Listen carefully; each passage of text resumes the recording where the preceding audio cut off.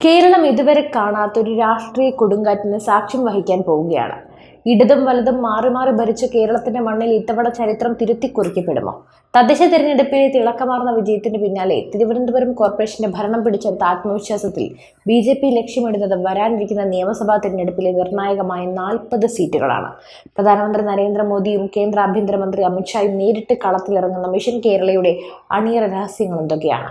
കേരളം ഒരു തൂക്കുസഭയിലേക്ക് നീങ്ങുകയാണ്. BJP എന്ന കറുത്ത കുതിര കേരള രാഷ്ട്രീയത്തെ എങ്ങനെ മാറ്റിമറിക്കും? കാണാം. കേരളത്തിന്റെ വികാരം എന്നും അയ്യപ്പസ്വാമിയുടെ ശബരിമലയിലുമാണ്. വിശ്വാസ സംരക്ഷണത്തിനായി BJP നടത്തിയ പോരാട്ടങ്ങൾ ഇന്നും കേരള ജനതയുടെ മനസ്സിലുണ്ട്. ഇപ്പോൾ പുറത്തു വരുന്ന വാർത്തകൾ രാഷ്ട്രീയ കേന്ദ്രങ്ങളെ അമ്പരപ്പിക്കുന്നതാണ്. രാഷ്ട്രപതിക്ക് പിന്നാലെ പ്രധാനമന്ത്രി നരേന്ദ്രമോദിയും അമിത്ഷായും ശബരിമല ദർശനത്തിനെത്തുന്നുവെന്ന സൂചനകൾ BJP പ്രവർത്തകർക്ക് നൽകുന്ന ആവശ്യം ചെറുതല്ല. ശബരിമലയിലെ സ്വർണ്ണക്കൊള്ളയും അതുമായി ബന്ധപ്പെട്ട അഴിമതി ആരോപണങ്ങളും ചർച്ചയാകുമ്പോൾ കേന്ദ്ര നേതൃത്വത്തിന്റെ ഈ സന്ദർശനം വിശ്വാസികൾക്കൊപ്പം തങ്ങൾ ഉണ്ടെന്ന ശക്തമായ സന്ദേശമാണ് നൽകുന്നത്. അഴിമതിക്കും വിശ്വാസവഞ്ചനയ്ക്കുമെതിരെ വിട്ടുവീഴ്ചയില്ലാത്ത നിലപാടാണ് മോദി സർക്കാരിൻ്റേത് എന്ന് അടിവരയിടുന്നതാണ് ഈ നീക്കം. വെറുമൊരു മത്സരം എന്നതിനപ്പുറം കേരളത്തിലൊരു പവർ സെന്ററായി മാറുക എന്നതാണ് BJPയുടെ ലക്ഷ്യം. CPM-ന് മിഷൻ 110-നും കോൺഗ്രസിന്റെ ലക്ഷ്യം 2026-നും മറുപടിയായി BJP മുന്നോട്ട് വെക്കുന്നത് മിഷൻ 40 ആണ്. 15 മണ്ഡലങ്ങളിൽ അതിശക്തമായ പോരാട്ടം കാഴ്ചവെച്ച് വിജയിക്കുക, ബാക്കി 25 സീറ്റുകളിൽ നിർണായക സ്വാധീനം ചെലുത്തുക എന്നതാണ് ഈ പ്ലാൻ.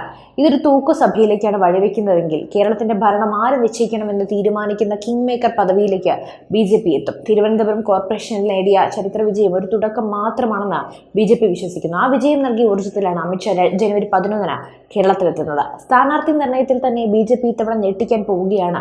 നേമത്ത് രാജീവ് ചന്ദ്രശേഖറും കഴക്കൂട്ടത്ത് V മുരളീധരനും എത്തുന്നതോടെ തലസ്ഥാന നഗരി കേന്ദ്രീകരിച്ച് വലിയൊരു മുന്നേറ്റം പാർട്ടി പ്രതീക്ഷിക്കുന്നു. കായംകുളത്തെ ശോഭ സുരേന്ദ്രന്റെ സാന്നിധ്യം കൂടിയാകുമ്പോൾ കേരളത്തിലുടനീളം വലിയൊരു ചലനം സൃഷ്ടിക്കാൻ BJPക്ക് സാധിക്കും. നരേന്ദ്രമോദി എന്ന ബ്രാൻഡിനെ മുൻനിർത്തിയാണ് പ്രചാരണം. കേന്ദ്ര പദ്ധതികളുടെ ഗുണഫലങ്ങൾ സാധാരണക്കാരിലേക്ക് എത്തിച്ച BJPക്ക് ഇത്തവണ കേരളത്തിലെ ജനങ്ങൾ ഒരു അവസരം നൽകുമെന്നത് ഉറപ്പാണ്. അമിത്ഷായുടെ സന്ദർശനത്തിന് പിന്നാലെ ആദ്യഘട്ട സ്ഥാനാർത്ഥി പട്ടിക പുറത്തിറങ്ങുന്നതോടെ കേരളം യഥാർത്ഥ തെരഞ്ഞെടുപ്പ് ചൂടിലേക്ക് മാറും. LDF-ഉം UDF-ഉം പരസ്പരം പഴിചാരിയും അഴിമതിയിൽ മുങ്ങിയും നിൽക്കുമ്പോൾ വികസനത്തിന്റെ പുതിയ രാഷ്ട്രീയമാണ് BJP മുന്നോട്ട് വയ്ക്കുന്നത്. സ്വർണ്ണക്കടത്തും അഴിമതി കേസുകളും കേരള സർക്കാരിനെ പ്രതിരോധത്തിലാക്കുമ്പോൾ ക്ലീൻ ഇമേജുള്ള നേതാക്കളെ അണിനിരത്തി ജനവിശ്വാസം നേടിയെടുക്കാൻ BJPക്ക് സാധിക്കുന്നുമുണ്ട്. അമിത്ഷാ നേരിട്ട് വന്ന് തദ്ദേശ തെരഞ്ഞെടുപ്പിലെ വിജയികളെ അഭിസംബോധന ചെയ്യുന്നത് താഴെത്തട്ടിലുള്ള പ്രവർത്തകർക്ക് നൽകുന്ന ആവശ്യവും ചെറുതല്ല. മറിച്ച് കേരളത്തിന്റെ ഭാവി നിശ്ചയിക്കുന്ന ഒരു ധർമ്മയുദ്ധമാണ് ഇന്നാണ് BJP നൽകുന്ന സൂചന. കേരളം ഒരു മാറ്റം ആഗ്രഹിക്കുന്നുണ്ട്. ഒരു മൂന്നാം ബദൽ കേരളത്തിൽ ആവശ്യവുമാണ്. എന്തായാലും ഈ വിഷയത്തിൽ നിങ്ങൾക്ക് എന്ത് തോന്നുന്നു? നിങ്ങളുടെ അഭിപ്രായങ്ങൾ തീർച്ചയായും കമന്റ് ചെയ്യൂ. മറ്റു വിഷയമായി വീണ്ടും എത്തും വരെ നന്ദി.